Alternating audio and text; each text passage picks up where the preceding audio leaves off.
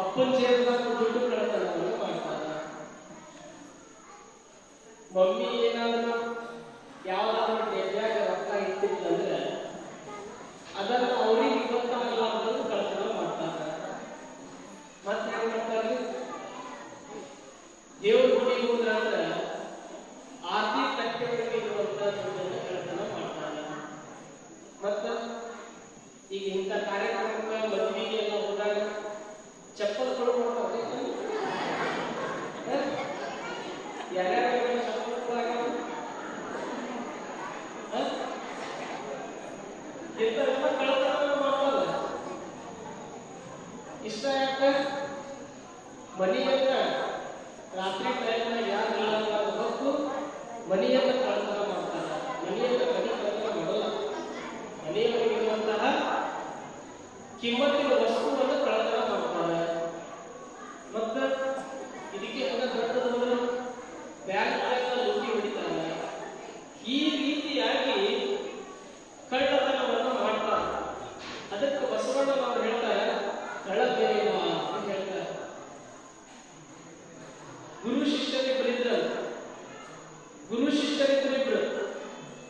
ಗುರುಗಳು ಶಿಷ್ಯ ಹೇಳ್ತಿದ್ರು, ತಪ್ಪು ಮಾಡಬಾರಪ್ಪ, ತಪ್ಪು ಮಾಡಿದ್ರೆ ಪಾಪ ಹತ್ತುತ್ತ, ಅದಕ್ಕೆ ತಪ್ಪು ಮಾಡಬೇಡ, ತಪ್ಪು ಮಾಡೋದ್ರಿಂದ ನಿನಗೆ ಏನೂ ಲಾಭ ಇಲ್ಲ ಅಂತಂದು ಹೇಳ್ತಿದ್ರು.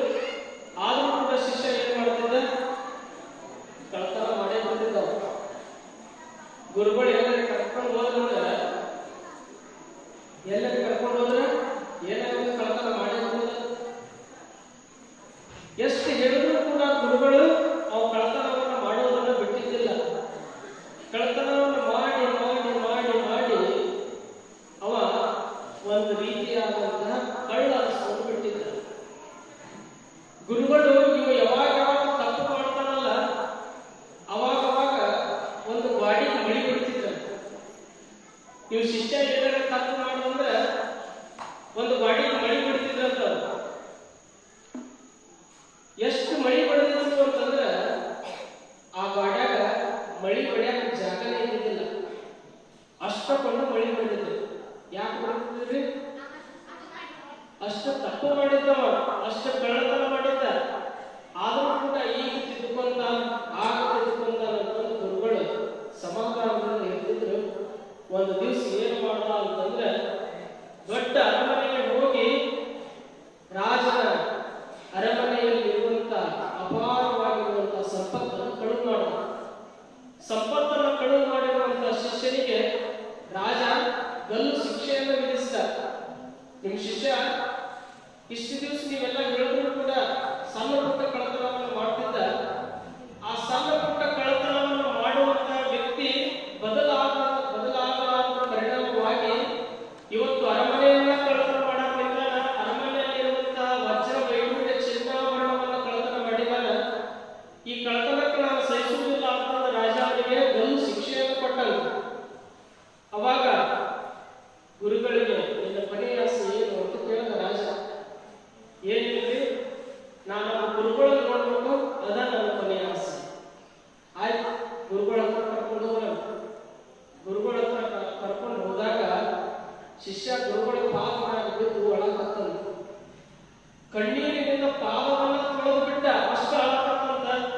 ಗುರುಗಳ ಮನಸ್ಸು ಕರಿಗೆ, ನೀನು ಇಂಥ ತಪ್ಪವನ್ನು ಮಾಡಬಾರಪ್ಪ ಅಂತಂದು ಹೇಳಿದ್ರು. ರಾಜನಿಗೆ ಹೇಳಿ ಆ ಗಲ್ಲು ಶಿಕ್ಷೆಯಿಂದ ಪಾರು ಮಾಡಿದ್ರಂತ. ಪಾರು ಮಾಡಿ ಹೇಳ್ತಾರಂತ, ನೀನು ಮ್ಯಾಗಿಂದ ತಪ್ಪು ಮಾಡುವುದನ್ನು ಬಿಟ್ಟು ಏನಾದರೂ ಒಳ್ಳೆ ಕೆಲಸ, ಕಳುವು ಮಾಡುವುದನ್ನು ಬಿಟ್ಟು ಒಳ್ಳೆ ಕೆಲಸ ಏನಾದರೂ ಮಾಡ್ಕೊಂತ ಹೋದಂದ್ರೆ, ನೀ ತಪ್ಪು ಮಾಡಿದಾಗ ಏನು ಗಾಡಿ ಮಳಿ ಬಡ್ದೇವಲ್ಲ, ಅವನು ನೀ ಒಳ್ಳೆ ಕೆಲಸ ಏನಾದರೂ ಒಂದು ಒಳ್ಳೆ ಕೆಲಸ ಮಾಡಿದ್ರೆ ಆ ಮಳೆಯನ್ನು ತೆಗಿತದೆ. ಬಡ್ದಿರುವಂತ ಮಳೆಯನ್ನು ಕಿತ್ತಿ ತೆಗಿತೇನೆ ಅಂತ ಹೇಳ್ತಾರೆ ಗುರುಗಳು. ಅಂದ್ರೆ ನನ್ನ ಎಲ್ಲಾ ಪಾಪಗಳು ಹೋಗ್ತಾವಲ್ರಿ ಅಂತಂದು ಶಿಷ್ಯ ಕೇಳ್ತಾರ. ಹೋಗ್ತಾಪ, ನೀ ಒಳ್ಳೆ ಕೆಲಸವನ್ನು ಮಾಡು ಅಂತಂದು ಗುರುಗಳು ಹೇಳ್ತಾರೆ. ಅಂತ ಒಳ್ಳೆ ಕೆಲಸವನ್ನು ಮಾಡ್ಕೊಂತ ಮಾಡ್ಕೊಂತ ಮಾಡ್ಕೊಂತ ಮಾಡ್ಕೊಂತ ಶಿಷ್ಯ ಮತ್ತ ಉದ್ಧಾರ ಆಗ್ತಾ ಒಳ್ಳೆಯವನಾಗಿ ಬೆಳೆ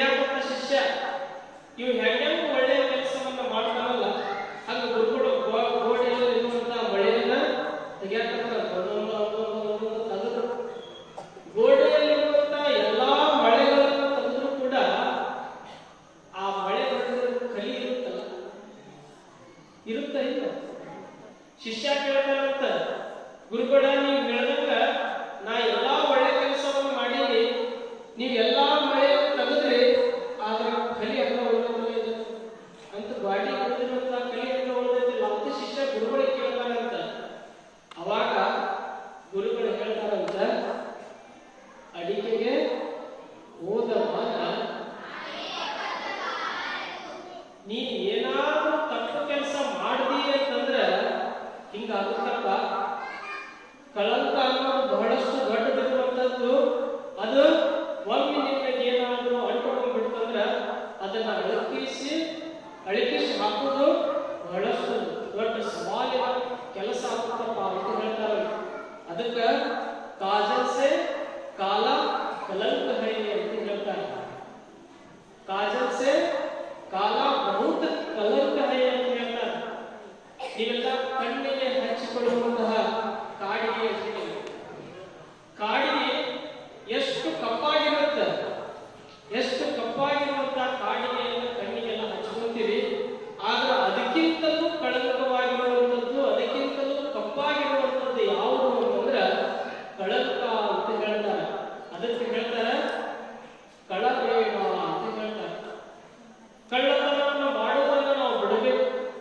ಕಳ್ಳತನವನ್ನು ಮಾಡುವುದೇ ಆದ್ರೆ ಏನನ್ನು ಕಳ್ಳತನ ಮಾಡಬೇಕು ಅಂತ ಹೇಳ್ತಕ್ಕಂಥ ಶರಣರು, ಶಿವಬಸವ ಅಜ್ಜನ ನಾಮಸ್ಮರಣೆಯನ್ನು ಯಾವಾಗ ಕಳ್ಳತನ ಮಾಡ್ತೀಯಲ್ಲ ಅವಾಗ ನಿನ್ನ ಜೀವನದಾಗ ಒಂದಿಷ್ಟು ಮುಂದೆ ಬರ್ತೀವಿ ಅಂತ ಹೇಳ್ತಾರೆ.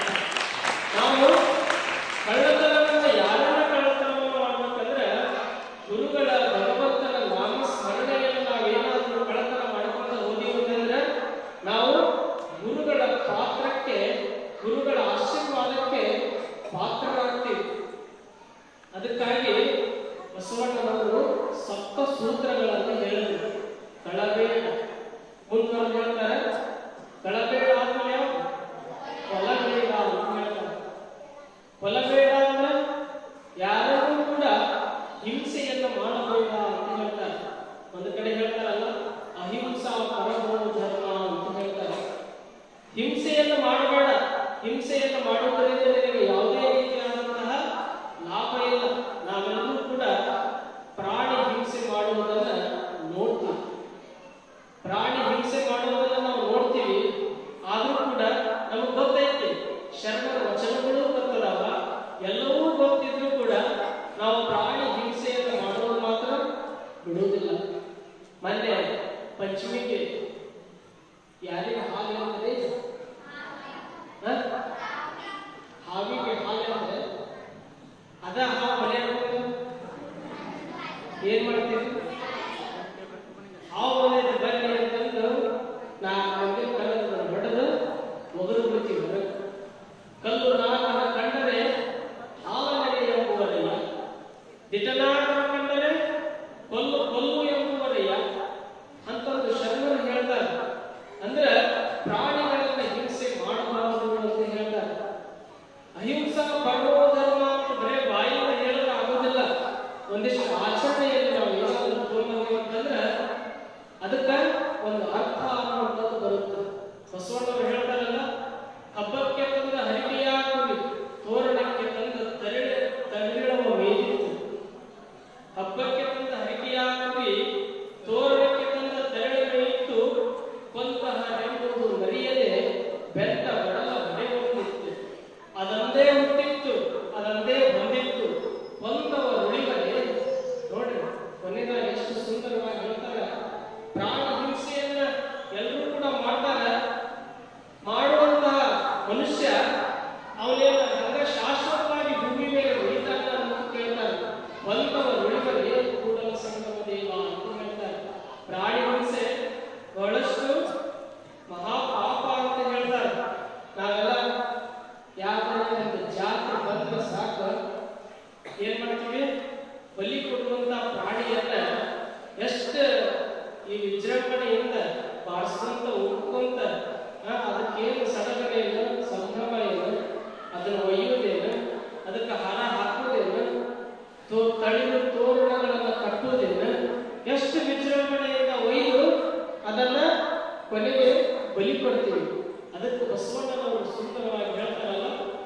ಹಬ್ಬಕ್ಕೆ ತಂದ ಹರಿಕೆಯ ಕುರಿ ಅಂತ ಹೇಳ್ತಾರೆ. ಅದು ಗೊತ್ತಿಲ್ಲ ಅದಕ್ಕೆ, ನನ್ನ ಹಬ್ಬಕ್ಕೆ ಕರ್ಕೊಂಡು ಹೊಂಟಾನ ಅಂತ ಗೊತ್ತಿಲ್ಲ. ಆದ್ರೂ ಕೂಡ ಅದು ನಮ್ಮ ಜೊತೆ ಹೆಜ್ಜೆ ಹಾಕೊಂತ ಕುಣ್ಕೊಂತ ಅದ್ಭುತ, ನಾನು ಬಹಳ ಜೋರ ಕರ್ಕೊಂಡು ಹೊಂಟಾನ ಅಂತಂದು ಅದು ಜಿಕ್ಕಂತ ಮಾಡ್ಕೊಂತ ಹೋಗ್ತೈತಿ. ಹಬ್ಬಕ್ಕೆ ತಂದ ಹರಿಕೆಯ ಕುರಿ, ತೋರಣಕ್ಕೆ ತಂದ ತರಿಡವ ಮೇದು.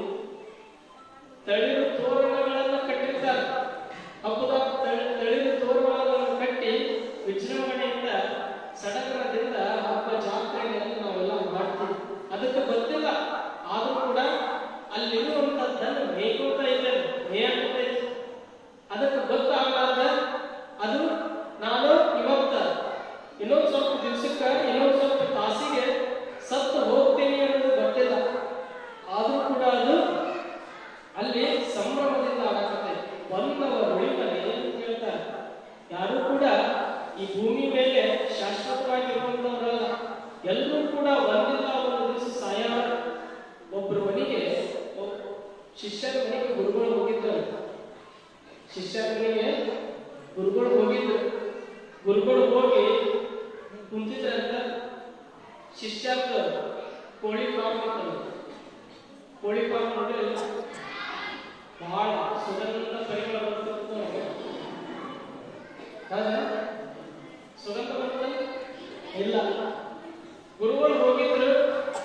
ಗುರುಗಳ ಮಾತಾಡ್ಸ್ಕೊಂತ ಶಿಷ್ಯ ಕುಂತಿದ್ದ. ಶಿಷ್ಯ ಮಾತಾಡ್ಸ್ಕೊಂತ ಕುಂತಿದ್ದ. ಶಿಷ್ಯ ಬಹಳ ಸಾಕಾಗಿದ್ದ. ಒಂದು ಮುತ್ತನ್ನು ತೆಗೆದುಕೊಂಡು ಬಂದಿದ್ದ. ಬೆಲೆ ಬಾಳುವಂತಹ ಮುತ್ತದು. ಬಹಳಷ್ಟು ಕೋಟಿ ಗಟ್ಟಲೆ ಖರ್ಚು ಮಾಡಿ ಮುತ್ತನ್ನು ತೆಗೆದುಕೊಂಡು ಬಂದಿದ್ದ. ಮುತ್ತನ್ನು ತೆಗೆದುಕೊಂಡು ಬಂದು ಗುರುಗಳ ಮುಂದ ಮುತ್ತಿನ ಬಗ್ಗೆ ವರ್ಣನೆಯನ್ನು ಮಾಡಕತ್ತಿದ್ದ. ಮುತ್ತು ಬಹಳಷ್ಟು ದೂರದಿಂದ ಹೋಗಿ ತಗೊಂಡ್ಬಂದಿದ್ದ ಗುರುಗಳ. ಇದು ಬಹಳಷ್ಟು ಬೆಲೆ ಬಾಳುವಂತಹ ಮುತ್ತು, ಬಹಳ ರೊಕ್ಕ ಕೊಟ್ಟು ತಗೊಂಡ್ಬಂದಿದ್ವಿ ಅಜ್ಜಾನ ಅಂತಂದು ಮುತ್ತಿನ ಬಗ್ಗೆ ವರ್ಣನೆಯನ್ನು ಮಾಡ್ಕೊಂತ ಗುರುಗಳ ಮುಂದ ಮುತ್ತನ್ನು ಇಟ್ಟನು. ಗುರುಗಳ ಮುಂದೆ ಮುತ್ತನ್ನು ಇಟ್ಟು, ಅಜ್ಜಾರ ಇಲ್ಲೇ ಒಳಗೆ ಹೋಗಿ ಬರ್ತೇನೆ ಅಂತಂದು ಒಳಗೆ ಹೋದ. ಇವತ್ತು ಕೋಳಿ ಹಾಕ್ಬಿಡ್ತಲ್ಲ. ಹಂಗ 4 ಕೋಳಿಗಳು ಅಡ್ಡಾಡಕತ್ತಿದ್ದು ಅಂತ. ಹಂಗ 4 ಕೋಳಿಗಳು ಅಡ್ಡಾಡಕತ್ತಿದ್ದು. ಅದು ಒಂದು ಕೋಳಿ ಬಂದು ಏನ್ ಮಾಡ್ತಂತಂದ್ರ ಜೋಳದ ಕಾಳು ಅಂತ ತಿಳ್ಕೊಂಡು ಮುತ್ತನ್ನು ನುಂಗಿ ಬಿಡ್ತಾನೆ. ಮುತ್ತನ್ನು ನುಂಗಿ ಬಿಡ್ತು. ಮುತ್ತನ್ನು ನುಂಗಿ ಮತ್ತೆ ಯಾವ ರೀತಿಯಾಗಿ ಆಟಾಡಕತ್ತ ಹಂಗ ಆಟ ಆಡಕತ್ತು. ಅವಾಗ ಒಳಗೆ ಹೋದವ ಶಿಷ್ಯ ಮತ್ತೆ ಹೊರಗೆ ಬಂದು ನೋಡ್ದಾಗ ಗುರುಗಳಿಗೆ ನಾನು ಬಹಳಷ್ಟು ದೂರದಿಂದ ಮುತ್ತನ್ನು ತೆಗೆದುಕೊಂಡು ಬಂದೀನಿ, ಬಹಳಷ್ಟು ಕಿಮ್ಮತ್ತ ಐತಿ ಅಂತ ಎಲ್ಲ ಹೇಳಿ ಹೋಗಿ ಹೊಳ್ಳಿ ಬರೋದ್ರಾಗ ಮುತ್ತ ಇರಲ್ಲ. ಗುರುಗಳು ತಗೊಂಡು ಅಂತ ತಿಳ್ಕೊಂಡವ. ಗುರುಗಳು ಇದನ್ನು ತೆಗೆದುಕೊಂಡಾರ ಅಂತ ತಿಳ್ಕೊಂಡ. ಗುರುಗಳು ಕಳುವು ಮಾಡಿ ಇದನ್ನು ತೆಗೆದುಕೊಂಡಾರ ಅಂತ ತಿಳ್ಕೊಂಡು ಗುರುಗಳಿಗೆ ಕೇಳಾಕತ್ತಂದವ. ಗುರುಗಳು ಬಹಳ ಕಷ್ಟಪಟ್ಟು ಮುತ್ತನ್ನು ತೆಗೆದುಕೊಂಡು ಬಂದೇನ್ರಿ, ಮತ್ತು ನೀವು ತಗೊಂಡಿರಿ, ಇಲ್ಲಿ ಬಂದ್ರೆ ಯಾರು ಇಲ್ಲ, ಮತ್ತು ತಗೊಳ್ಳುವಾಗ ಯಾರು ತಗೊಂಡು ನೀವ ತಗೊಂಡಿರಿ, ನನ್ನ ಮುತ್ತನ್ನು ಹೊಳ್ಳಿ ಕೊಟ್ಟು ಬಿಡ್ರಿ ಅಂತಂದು ಶಿಷ್ಯ ಗುರುಗಳಿಗೆ ಕೇಳಾಕತ್ತಂದ. ಗುರುಗಳು ಹೇಳದಂತ ನಾ ಮುತ್ತನ್ನು ತೆಗೆದುಕೊಂಡಿಲ್ಲಪ್ಪ ಅಂತ ಹೇಳಿದ್ರಂತ. ಮುತ್ತನ್ನು ತೆಗೆದುಕೊಂಡಿಲ್ಲ ನಾನು. ಎಷ್ಟು ಹೇಳಿದ್ರು ಕೂಡ ಶಿಷ್ಯ ಕೇಳಲ್ಲ. ನೀವು ಮುತ್ತು ತೆಗೆದುಕೊಂಡಿರಿ, ಆ ಮುತ್ತನ್ನು ಕೊಡ್ರಿ ಅಂತಂದು ಹಂಗ ಕೇಳಾಕತ್ತ. ಹಂಗ ಕೇಳ್ಕೊಂತ ಶಿಷ್ಯ ಏನ್ ಮಾಡಿದ, ಗುರುಗಳು ನೀವು ಏನು ಕೊಡ್ಲಿಲ್ಲ ಅಂದ್ರೆ ಮತ್ತೆ ನಿಮ್ಮ ಪರಿಸ್ಥಿತಿ ಬೇರೆ ಆಗ್ಬೇಕು, ನೀವು ಮುತ್ತು ಏನಾದ್ರು ಕೊಡ್ಲಿಲ್ಲ ಅಂದ್ರೆ ನಿಮ್ಮ ಪರಿಸ್ಥಿತಿ ಬೇರೆ ಆಗ್ಬೇಕು ಅಂತ ತಿಳ್ಕೊಂಡು ಗುರುಗಳು ಏನಾದ್ರೆ ಆ ಕೋಳಿ ನುಂಗೈತಿ ಅಂತಂದು ಏನಾದ್ರೆ ಹೇಳ್ಬಿಟ್ರಂದ್ರ ಏನಾಗುತ್ತ, ಒಂದು ಪ್ರಾಣಿಯನ್ನು ಹಿಂಸೆ ಮಾಡಿದ ಪಾಪ ಗುರುಗಳಿಗೆ ಬರುತ್ತಂತ ತಿಳ್ಕೊಂಡು ಗುರುಗಳು ಕೋಳಿ ನುಂಗೈತಿ ಅಂತ ಹೇಳತ್ತಿಲ್ಲ. ಆದ್ರೂ ಕೂಡ ಶಿಷ್ಯ ಗುರುಗಳ ನಿಗಮ ತೆಗೆದುಕೊಂಡಿರಿ, ಮುತ್ತನ್ನು ಕೊಡ್ರಿ ಅಂತ ಹೊಟ್ಟು ಬಿದ್ದ. ಗುರುಗಳನ್ನ ಏನು ಮಾಡ್ದ ಅಂತಂದ್ರೆ ಒಂದು ಕಂಬಕ್ಕೂ ಕಟ್ಟದ. ರೈತರ ಕುಟುಂಬ ಚಲೋ ದೊಡ್ಡದು ಬಾರ್ಕೊಂಡು ಯಾರಿಗೆ ಹೊಡ್ಯಾಕತ್ರಿ, ಗುರುಗಳಿಗೆ ಹೊಡ್ಯಾಕತ್ತ ಅಂತ. ಗುರುಗಳು ಹೊಡೆದಾಗ ಶಿವ ಅನ್ನಕತ್ರ. ಹಂಗ ಹೊಡ್ಯಾಕತ್ತ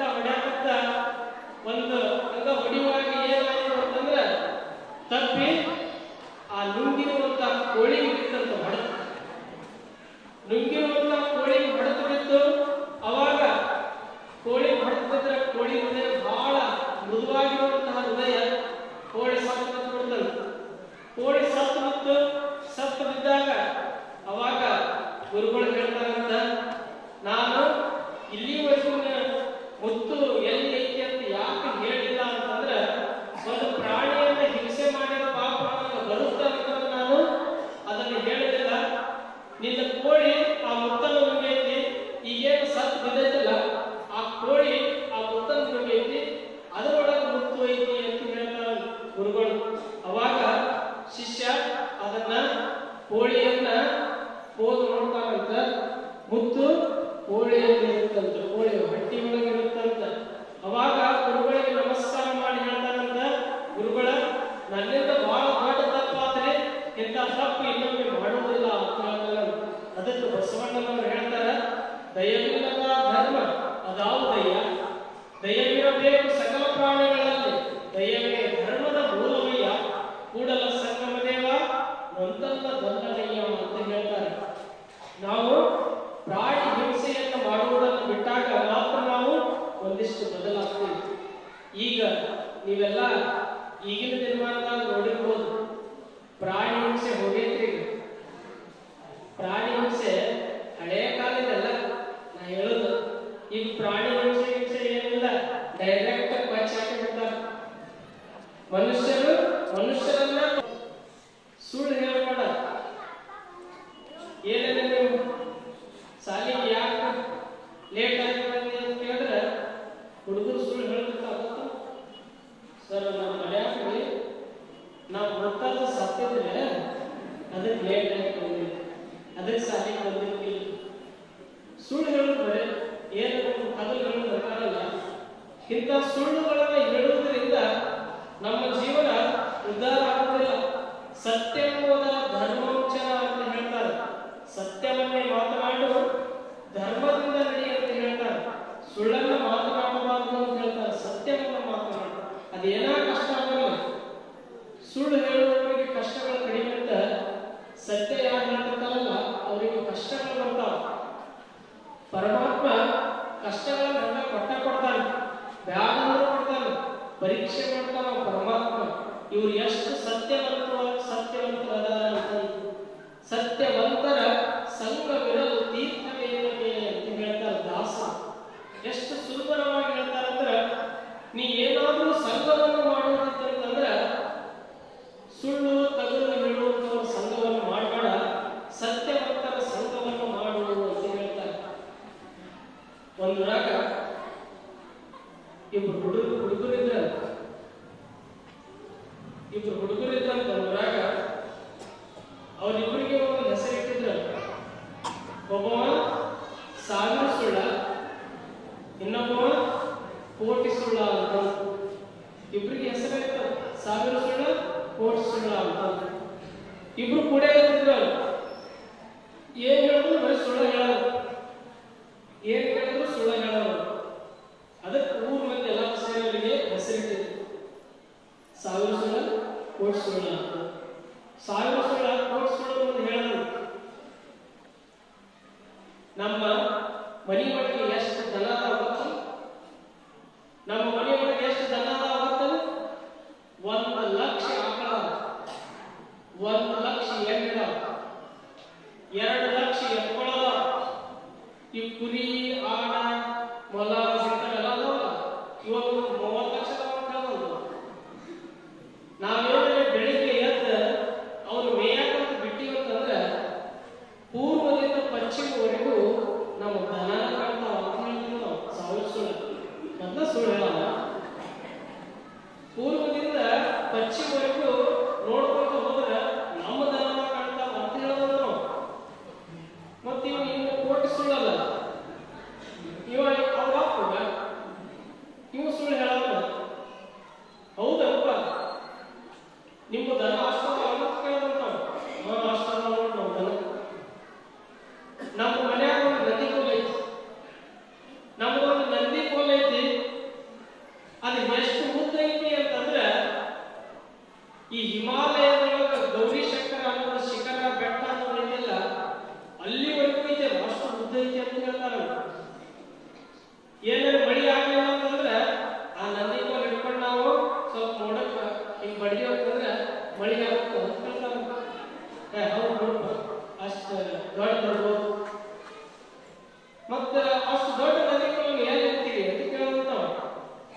ನೀವೇನು ದನ ಕಾಣ್ತೀರಲ್ಲ ಶೆಡ್ ಐತಲ್ಲ ಆ ಶೆಡ್ನಾಗ ಇರ್ತೀವಿ ಏನಿಲ್ಲ. ಬರೀ ಇಂಥ ಸುಳ್ಳುಗಳನ್ನು ನಾವು ಹೇಳ್ಕೊಂತ ಹೋದ್ರೆ ನಮ್ಮ ಜೀವನ ಸುಂದರವಾಗುವುದಿಲ್ಲ, ಮಾದರಿಯಾಗಿ ಇರುವುದಿಲ್ಲ. ಒಂದಿಷ್ಟು ಸತ್ಯವನ್ನು ನುಡಿಬೇಕು ಅಂತ ಹೇಳ್ತಾರೆ ಶರಣರು.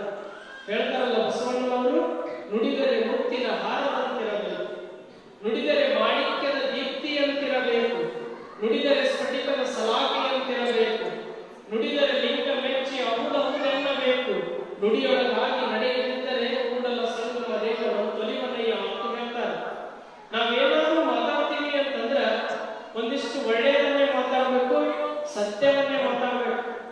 ನಾವು ಮಾತಾಡುವಂತ ಮಾತು ಮುತ್ತಿನಂತೆ ಇರಬೇಕು ಅಂತ ಹೇಳ್ತಾರೆ.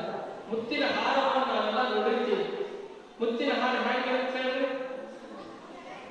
ಸುಂದರವಾಗಿ ನೋಡಕ್ಕೂ ಸುಂದರವಾಗಿ ಚಂದ ಕಾಣುತ್ತೆ. ಮುತ್ತು ಒಂದಾದ್ಮೇಲೆ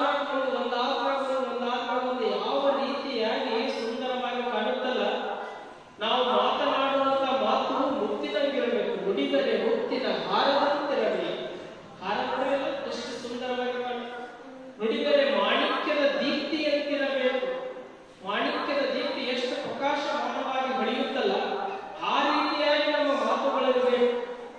ನುಡಿದರೆ ಸ್ಫಟಿಕದ ಸಲಾಕೆಯಂತಿರಬೇಕು. ಸ್ಫಟಿಕದ ಸಲಾಕೆ, ಕಬ್ಬಿಣದ ಸಲಾಕೆಗಳನ್ನು ನಾವೆಲ್ಲ ನೋಡ್ತೀವಿ, ಎಷ್ಟು ಗಟ್ಟಿಯಾಗಿರ್ತಾವಲ್ಲ. ನಮ್ಮ ಮಾತು ಯಾವಾಗಲೂ ಅಷ್ಟು ಗಟ್ಟಿಯಾಗಿರಬೇಕು. ಗಟ್ಟಿಯಾದಂತ ಮಾತಕ್ಕ ಬಹಳಷ್ಟು ತೂಕ ಇರುತ್ತೆ, ಒಳ್ಳೆ ಮಾತಿಗೆ ತೂಕ ಇರುವುದಿಲ್ಲ. ನುಡಿದರೆ ಲಿಂಗ ಮೆಚ್ಚಿ ಹೌದೆನ್ನಬೇಕು ಅಂತ ಹೇಳ್ತಾರೆ. ನಾವೇನಾದ್ರೆ ಮಾತಾಡಕತ್ತೀವಿ ಅಂತಂದ್ರೆ ಹೆಂಗಿರ್ಬೇಕಪ್ಪ ಅಂತಂದ್ರೆ ನಮ್ಮ ಮಾತು ಒಳ್ಳೆಗಿರುವಂತ ಅಜ್ಜ ಮಾತಾಡಿದ್ರೆ ಹಿಂಗೆ ಮಾತಾಡಬೇಕು ಅನ್ಬೇಕು, ಹಂಗಿರ್ಬೇಕು ನಮ್ಮ ಮಾತು. ನುಡಿಯೊಳಗಾಗಿ ನಡೆಯದಿದ್ದರೆ ಕೂಡಲ ಸಂಗಮ ದೇವ ತೊಲಿವನಯ್ಯ ಅಂತ ಹೇಳ್ತಾರೆ. ಅಷ್ಟೆಲ್ಲ ನಾವು ಒಳ್ಳೆಯ ರೀತಿಯಾಗಿ ಮಾತನಾಡಿ ನಾವು ಕೃತಿಯಲ್ಲಿ ಏನಾದರೂ ನಾವು ನಡವಳಿಕೆಯಲ್ಲಿ ಆ ರೀತಿ ಇರಲಿಲ್ಲ ಅಂತಂದ್ರೆ ಬಸವಣ್ಣ ಶಿವಬಸವಜ್ಜ ನಮ್ಗೆ ಒಲಿಯುವುದಿಲ್ಲ ಅಂತ ಹೇಳ್ತಾರೆ. ಅದಕ್ಕಾಗಿ ಒಂದಿಷ್ಟು ಸತ್ಯವನ್ನು ಮಾತನಾಡಬೇಕು ಅಂತಂದು ಹೇಳ್ತಾರೆ ಶರಣರು. ಹಲ್ಲಿಗೆ ನಾಲಿಗೆಗೆ ಜಗಳ ಆಗಿತ್ತಂತ, ಹಲ್ಲಿಗೆ ನಾಲಿಗೆಗೆ ಜಗಳ ಆಗಿತ್ತು. ಹಲ್ಲುಗಳು ಹೇಳುವಂತ ನೀನು ಏನಂದ್ರೆ ನಮ್ಮ ಹತ್ರ ಸಿಗ್ರಿ, ನಮ್ಮ ಹತ್ರ ಸಿಗ್ರೇನೆ ಅಷ್ಟು ಸೇರಿ ಕಡದ ಬರ್ತೀವಿ ನೋಡು ಅಂತ ಹೇಳಿದ್ರು. ಹಲ್ಲು ನೀನೇನಾದ್ರೂ ನಮ್ಮ ಕೈಯಾಗ ಸಿಗ ಒಟ್ಟರು ಸೇರಿ ನಿನ್ನ ಕಡದ ಬರ್ತೀವಿ ಅಂತ ಹಲ್ಲು ಹೇಳ್ಬೋದು.